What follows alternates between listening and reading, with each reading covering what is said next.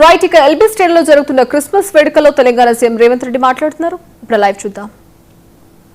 5 కిలోలను 6 కిలోలకు పెంచడమే కాకుండా దొడ్డు బియ్యం స్థానంలో ఈనాడు సన్న బియ్యము ఈ రోజు ప్రతి పేదవాడికి తెలంగాణ రాష్ట్రంలో ఉన్న 3,10,00,000 మందికి ప్రతి నెల 6 కిలోల సన్న బియ్యం ఈ రోజు పేదలకు అందిస్తున్నాము.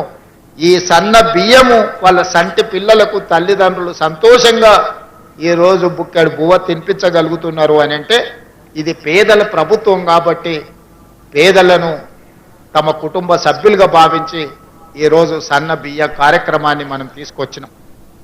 అదేవిధంగా పండించిన పంటకు గిట్టుబాటు ధరనే కాకుండా 500 రూపాయల బోనస్ ఇవ్వడమే కాకుండా గ్రామీణ ప్రాంతాలలో వ్యవసాయానికి ఉచిత విద్యుత్తుతో పాటు పట్టణ ప్రాంతాలలో గ్రామీణ ప్రాంతాలలో ఉన్న పేదలకు 200 యూనిట్లు ఉచిత విద్యుత్తును అందించడం ద్వారా ప్రతి పేదవాడి ఇంటిలో వెలుగులు నింపాలి, వాళ్ళ కళ్ళల్లో ఆనందం చూడాలి అని ఈనాడు మన ప్రభుత్వం సంక్షేమ పథకాన్ని అమలు చేస్తే 50 లక్షల కుటుంబాలలో ఈరోజు ఉచిత విద్యుత్తు గృహాలలో ఈరోజు ఇవ్వగలుగుతున్నాం.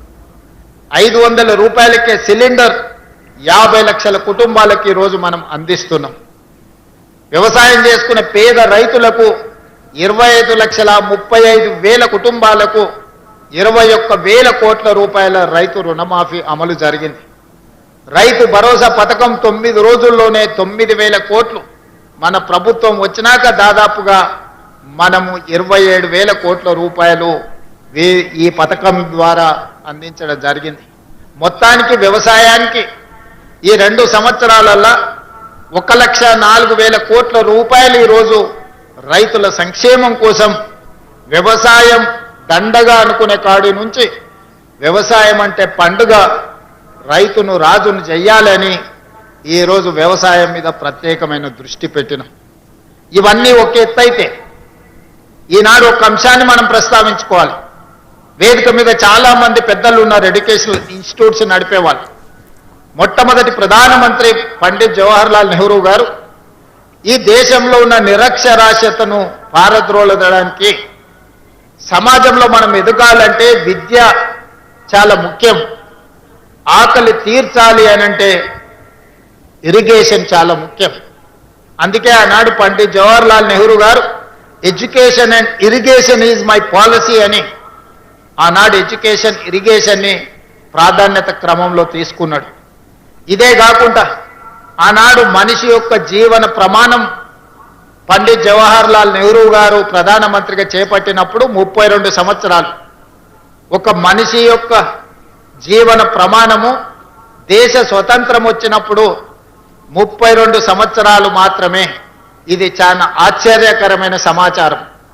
అందుకే వైద్యం అనేది అత్యంత కీలకం. ఈ దేశంలో ప్రభుత్వం వైద్యానికి ఎంతో ప్రాధాన్యత ఇచ్చింది, విద్యకి ఎంతో ప్రాధాన్యత ఇచ్చింది. కానీ ప్రభుత్వము ఈ కోట్లాది ప్రజలకు విద్యను వైద్యాన్ని అందుబాటులోకి తీసుకురాలేకపోయింది.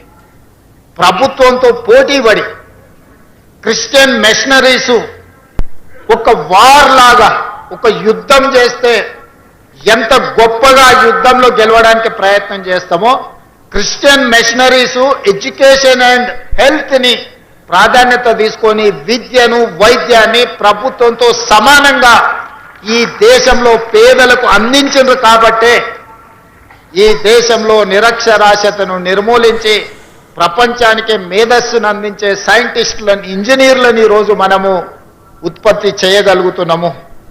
ఈనాటి జీవన ప్రమాణం ఈ మధ్యకాలంలో లెక్కలు బయటకు వచ్చినాయి. 72 సంవత్సరాలు మనిషి యొక్క జీవన ప్రమాణము సరాసరి ఈరోజు 72 సంవత్సరాలు. స్వతంత్రం వచ్చినప్పుడు ఒక మనిషి జీవన ప్రమాణము 32 సంవత్సరాలు ఉంటే ఈరోజు 72-73 సంవత్సరాలకు చేరుకున్నామంటే రాష్ట్ర కేంద్ర ప్రభుత్వాలు ఎంత ప్రయత్నం చేసినాయో వారితో పోటీ పడి సేవ చెయ్యాలి, మానవాళిని కాపాడాలి, ఈ కాపాడిన మానవాళికి విద్యను అందించాలి అని క్రిస్టియన్ మిషనరీసు కంకణం కట్టుకొని అంకిత భావంతో సేవలు అందించింది. కాబట్టి ఈ దేశంలో విద్య వైద్యము క్రిస్టియన్ మిషనరీస్ అందించిన సేవలని అభినందించాల్సిన బాధ్యత ఏ ప్రభుత్వానికైనా ఉన్నది. కొన్ని ప్రాంతాలలో ప్రభుత్వం కూడా చేరుకోలేని ప్రాంతాలలో ఈ మెషినరీస్ చేరుకొని